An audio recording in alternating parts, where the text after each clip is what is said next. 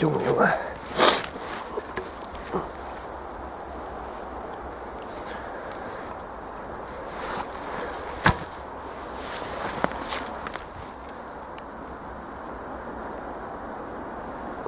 Wenn einer weiß, was das ist, bitte mal unter das Video schreiben. Hier ist noch so ein Teil, das sieht gesprengt aus. Hier sind Einschüsse oder Sprengungen drin zu erkennen.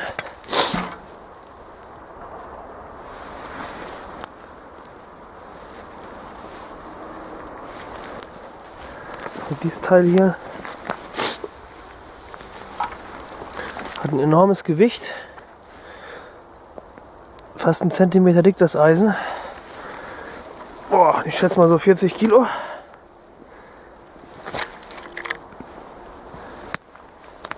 Vielleicht Teil eines Fahrzeuges oder von einem Geschütz.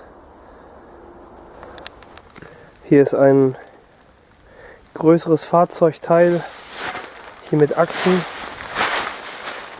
Es liegt schon seit dem Krieg hier. Ist mitten im Wald. Und ist hier komplett in den Baum eingewachsen.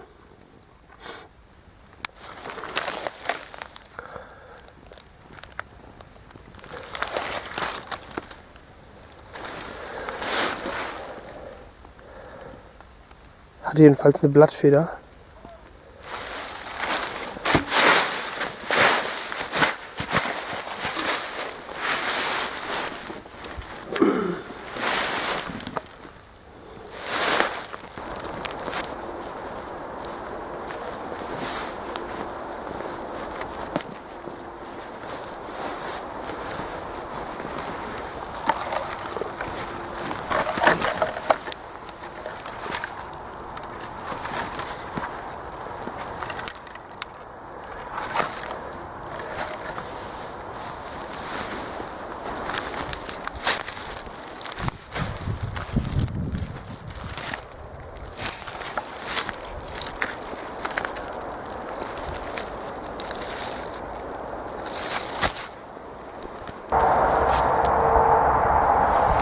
Hier sind die Reste von einem alten Kinderwagen.